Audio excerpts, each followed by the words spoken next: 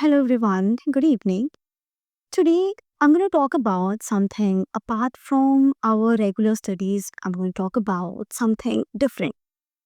Today the topic is going to be your thought and your emotion, how they define us and what is the role and how can we use both of them very wisely in our life to get motivated by it. So everyone is walking with an invisible world around themselves.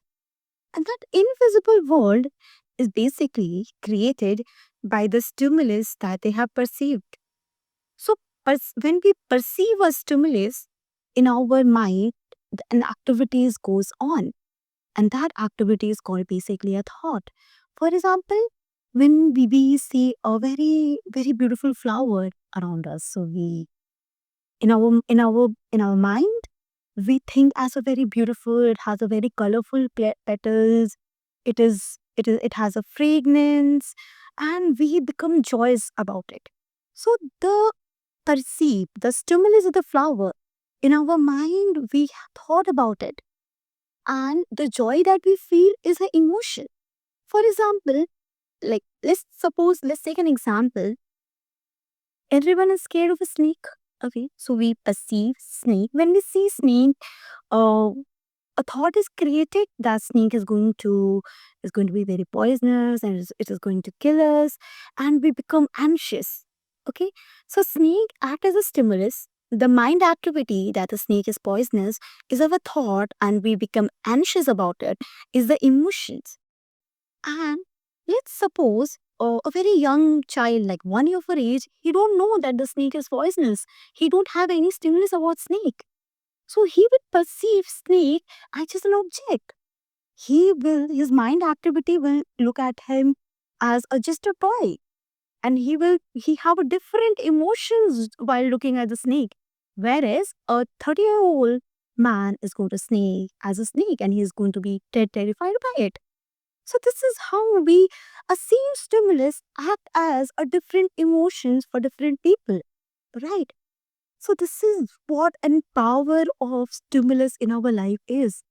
If we if we create a natural, a neutral stimulus around us, stimulus can be a very motivation people around us.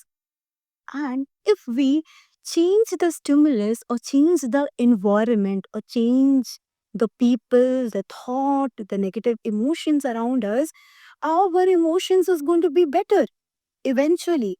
We just have to train our mind that what we are looking around is very, it's going to be for a very short period of time. The emotions is in your hand if you can control the stimulus around you. Remember, the same emotions, the same stimulus is being seen by a lot of people around us.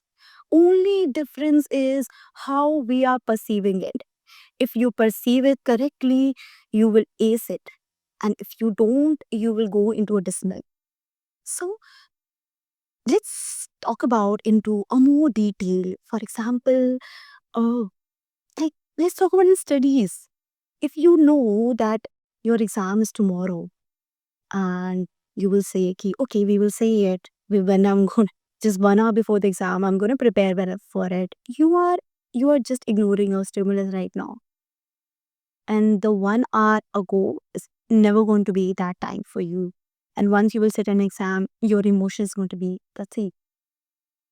Rather than just preparing yourself into a small pieces, can actually change you very well and can make you into a different person. Be consistent with it and remember, everything gonna change if you want to change. And remember one thing, a thought without emotion is empty.